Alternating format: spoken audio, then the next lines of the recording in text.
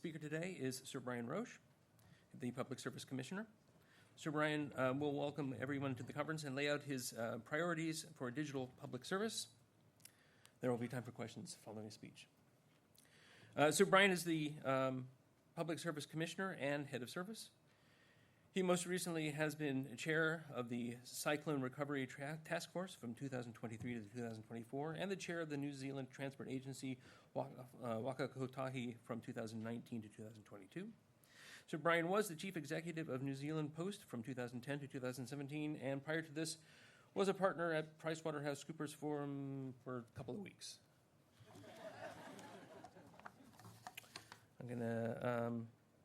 Following that, there's going to be a panel discussion featuring Sir Brian. So at this point, I'd like to welcome him to the stage.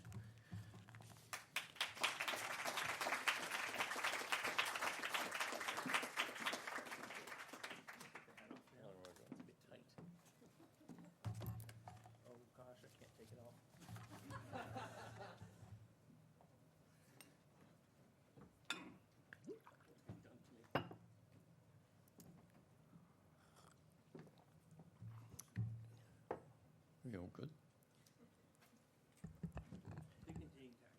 We're allowed to start. Great. Tēnā koutou katoa. Can I begin by acknowledging Taranaki whānui for the mihi whakatau this morning, and I thank them for connecting us to this place. Thank you also to Govis and to Mick and the organising team for bringing everyone together for the conference. As Mick referenced earlier, I did not get my job for my public speaking ability, so apologies in advance for that. But it is good to be here with a room full of people who understand something really important and important to me, and that is digital government is not really about technology, it's about people. It's about a parent trying to register a birth and sort out the support they need. It's about a young person leaving school and trying to move into work or study. It's about the small business owner who wants to do the right thing, hire people, generate wealth, meet their obligations, and get on with running their business. It's about an older person who does not want to tell the same story over and over again to different parts of government. And it's about the public servants who are trying to make those experiences better, often while working with old systems, tight funding, high expectations, and real delivery pressure. That is why the theme of this conference matters. We operate in a very challenging environment, but that environment also provides huge opportunity for people in this room. Courage to deliver is not about being brave and taking risks for the sake of it. It's also not about chasing the latest technology. It's certainly not pretending that delivery is easy. Courage to deliver means being honest about where we are. It means being clear about what we need to change. It means making choices. And it means stopping some things as well as starting others.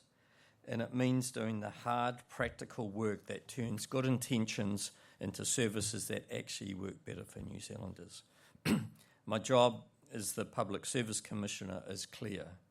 It is to transform the public service. That means moving it from concept to delivery.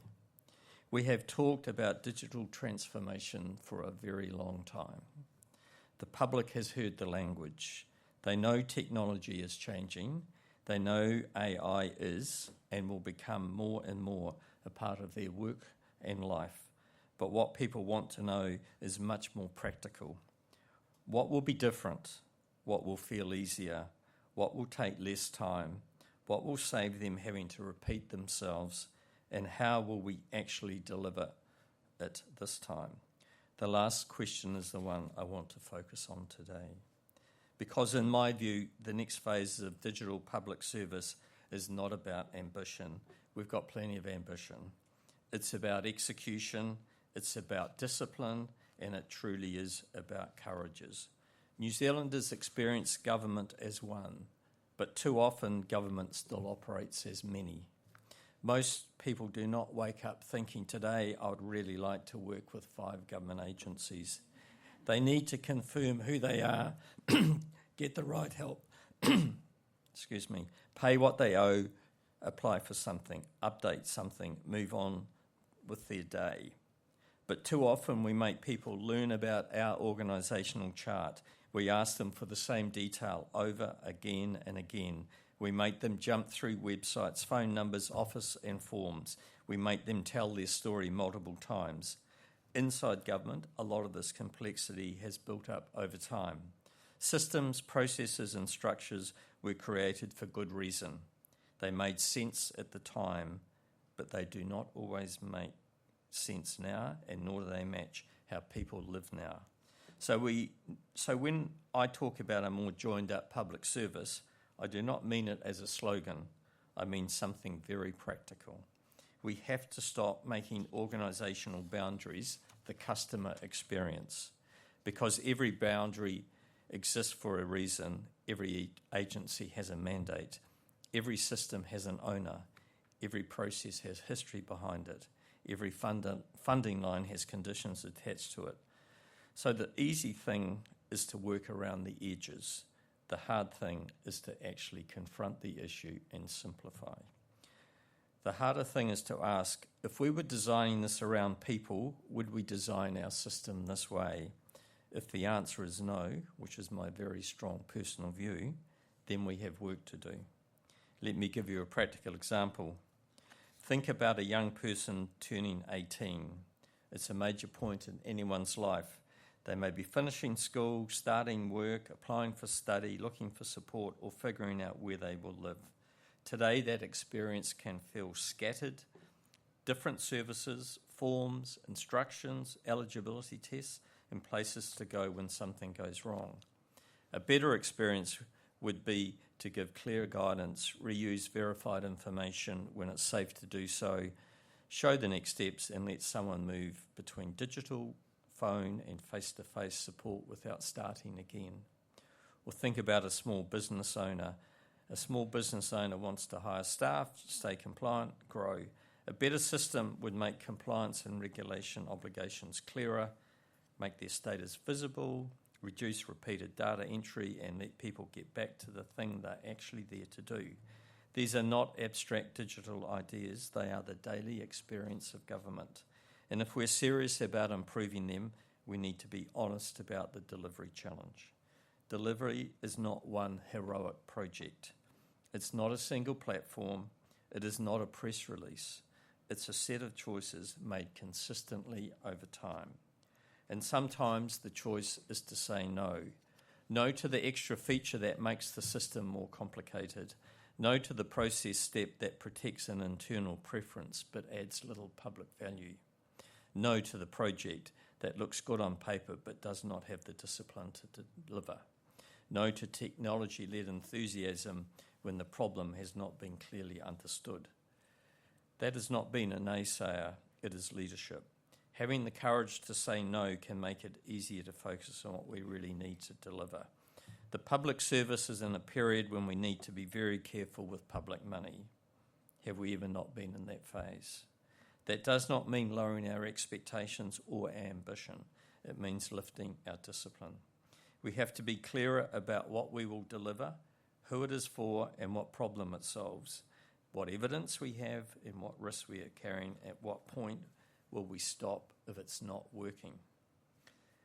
That is a different kind of courage. There is no big announcements in it, but these decisions are crucial if we are to deliver. There's another factor we can't lose sight of if we are to deliver, and that is trust. We are asking people to trust us with information about their lives, their families, their businesses, and their circumstances. That trust cannot be assumed, it has to be earned. If we get that wrong, people will not experience digital government as progress. They will experience it as the system disregarding their interests and becoming more remote. So courage to deliver also means courage to include. It means delivering that digital first must never become digital only by accident. It means designing for accessibility from the beginning, and it means keeping real support available to people who need it. It means testing services with the people who will use it, not just the people who will build it. And that means being prepared to hear things that are very uncomfortable. A lot of you in this room know this already. You are the people who see the gaps between strategy and reality every day. You know where the data does not join up. You know where the policy intent hits an old system. You know where the promise to the public meets the constraints of procurement, privacy, security, funding, and workforce capability. You also know that most of the barriers are not technical on their own. It is about leadership, priorities, funding, risk appetite, and accountability, and the willingness to work across boundaries where the system continues to reward people for staying within them. It's also about the courage to trust your colleagues. One person cannot do everything. One agency cannot do everything. We have to trust one another to do their job. That is why I think courage to deliver is such a useful test for us. It asks whether we are prepared to do the work that is less visible but more important. The work of building common foundations, the work of agreeing standards, the work of improving identity, information sharing, and service design. The work of making the system easier to navigate, the work of stopping duplication, the work of making sure individual agencies can succeed as part of a wider system rather than in spite of it. None of this removes agency accountability. Agencies still have statutory responsibilities. But the public service also has a collective responsibility to make government work better as a system and as a whole. That is the space we now need to strengthen. When I say we need more central oversight, I'm not talking about the command and control models of the past. Central oversight is not about taking decisions away from agencies. A stronger centre is about setting clear expectations, creating visible performance and building common foundations, and ensuring the system delivers on what it has committed to. And it should help us answer a simple question: are we making it easier for people to deal with government? If we cannot answer that question clearly, we need better information. And if the answer is no, we need the courage to change course. There is a phrase I have heard in different forums across the public service: we need to move at the speed of trust. I like that, but I'd like to add something to it. We also need to move at the speed of delivery, not recklessly, not by cutting corners, not by treating privacy, security, accessibility or assurances as obstacles. We do it by being clearer about what matters, by removing avoidable complexity, and by giving teams the mandate to solve the right problems. Because the technology will keep moving, AI will keep improving, expectations will keep rising, the public will not wait patiently while government debates its internal operating model. They will judge us on whether things work. They will judge us on whether they can find the right service, whether the information is clear, whether the process is fair, whether government remembers what it already knows and protects it properly, and whether the time they spend dealing with us, they feel respected. That should be our delivery test, because if we get these things right, life should be tangibly easier for the people and businesses we serve. So what does that mean for us as public servants? It means being clear about the outcomes and before we choose the tool. It means designing across the whole journey, not just part of it. And it means treating data as a system asset with strong safeguards. It means building delivery muscle in procurement, assurance, benefit tracking and learning as we go. And it means being honest about the trade-offs, constraints and choices needed to get the job done. That honesty is not, in my view, a weakness. It's how you turn good intentions into results. The public service has no shortages of talented people. It has no shortage of commitment, and it has no shortage of good ideas. The challenge now is to turn those ideas into fewer, clearer, better experiences for New Zealanders. That will take leadership from the centre, leadership from the agencies and leadership from the people in this room. It will take people who can translate between policy, technology, politics, operations, and the public. People who can sit with complexity but still push for simplicity. People who can protect what matters while challenging what no longer serves the public well. It will take people prepared to say, this is not just an IT project. This is a public service commitment. And it will take the courage to deliver. Not courage as a slogan, courage as a habit. The courage to simplify, the courage to prioritise, the courage to share, and the courage to stop. The courage to be transparent, and the courage to keep going when the work is difficult, unglamorous, but necessary. If we can bring that courage to the next phase of our evolution, I believe we can make a real difference. We can make government easier to deal with. We can make public services more connected and more responsive. We can make better use of technology without losing sight of people. And we can show New Zealanders that digital transformation is not just something government talks about, it's something they can feel in the way services are delivered. That is the opportunity in front of us, and that is the delivery challenge I hope we take up together. Thank you.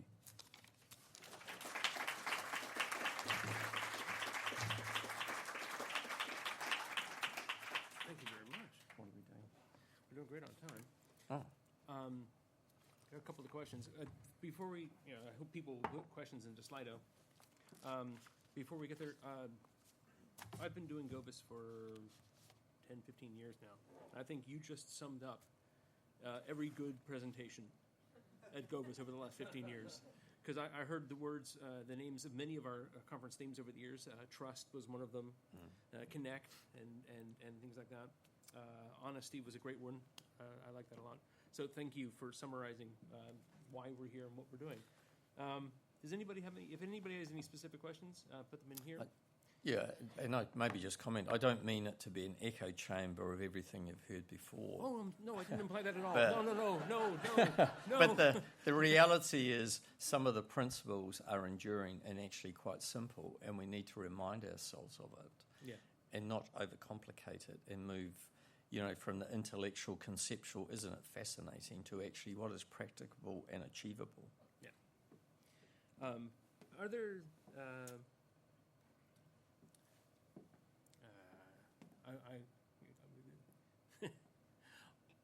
I want you to name names, but I'm not gonna.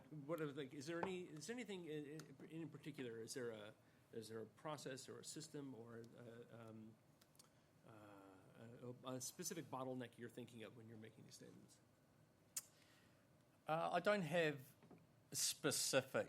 This is good, this is bad. They're very generic, and when I have the luxury of just being a helicopter and just taking all the incoming stuff, so I respect all the work. I think public servants do an outstanding job, and I'm sure you're amongst them. Every day they turn up and they work with a very imperfect system that is incredibly frustrating and unbelievably complicated. The logic of that, just like I can't understand it, but maybe we just are all creatures of habit.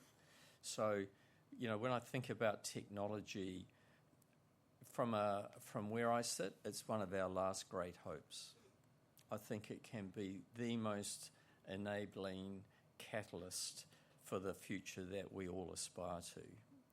And it's very, very important that we get it right, because I think at the moment the jury's out. There's numerous headlines about what we do. And, we live in a really high-fault world. Journalists hunting us, politicians poking at us. It's distasteful, but it's the reality of our world. So that I feel really protective of people in that environment. And so from where I sit, we just have to learn from our mistakes and be really honest about them and stop repeating them. The problem isn't making a mistake, it's we keep doing the same thing. And we're massively focused on risk. In fact, I think we're mesmerised by risk rather than just acknowledging it's a fact of life, and we're all adults and we're going to manage the risks to the best of our ability. But I think it's really tough going at the moment. You know, if Nick Blakely was here, he would talk very passionately about the pain of having to front and explain something that's really hard. Don, if you're here, he talked about Catalyst. Yeah, thanks. One of the things that I'm sure you get all the time is there's a lot of emphasis in the last couple of years on AI, the promise of AI, and it's. I think the last time I looked, it's kind of peaking on the Gartner hype cycle. How do you see it helping us, the people in this room, and the jobs that we have? Yeah, I'm one of the advocates who thinks AI is net positive and will actually have a huge value to us in terms of certain tasks and the ability to keep us a bit more honest in some areas. I think it's unfortunate it's been sort of positioned very much as let's get AI and let's get rid of people. I think it is more than that, and if you look at the research, there hasn't been massive displacement. But what I do think is there's a lot of tasks we do that a human being is not well suited to, and I think we should just talk about that more honestly and work out where does AI fit in our world. Because my personal view, and I've expressed this previously, AI is going to become more dominant. So the quality of our human capital should be our differentiator. I think humans will become more important in an AI world, and people are going to look for it, and I think that's going to be a huge value. So, from the Public Service Commission, and we're small, our adoption of AI has improved our productivity, it's improved the quality of what we do, and I think it makes us feel more contemporary, and that in itself is not a bad thing. So, it's here to stay. When I started, and there's some people in the room more or less my age, we didn't have computers in the workplace, and I can remember all of, the associated fear factor of that. Human beings are extremely adaptable and have been for thousands of years. I'm sure we can adapt and adopt AI in a way which keeps us as safe as we can be, but gives us more time to think. That is a great asset, because public servants, my personal view, is that we've got two assets. One is data, the other one is time, and we don't value either of them. There's some questions on the screen if you'd like to grab one. Well, which one's first? You can read them. Yeah, I can look at the screen, sorry. Yeah. It's on the screen. Yeah, the employee experience is something that we're actually really mindful of and working on. I think it's a really hard story at the moment because everybody feels under pressure. I think they feel undervalued, and there's a degree of they're not respected, and that is a real worry, because we still want the public service to be a place that people want to work in, where they feel that they are professionally developed and personally respected, and I don't think that's always the case. It's certainly not been my daily experience of it. So I can't give you the exact formula yet, but if we're going to change the operating model, which we absolutely are, we have to think about what is the new leadership model in a more contemporary world, and what's the role of people and how we're going to attract and grow them.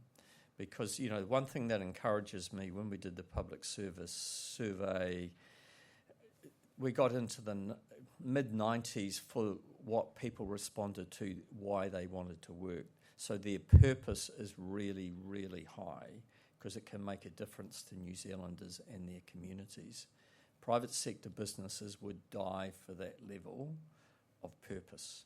We need to value it and use it, but yeah, it's tough.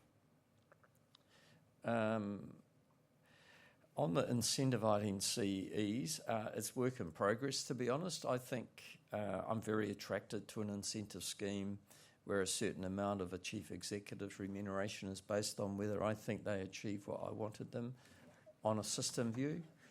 I think it's a very blunt but symbolic message to them. I haven't got that over the line, to be honest. But I would have to assure you the CEs have bought in to what we're trying to do. I think they all get it.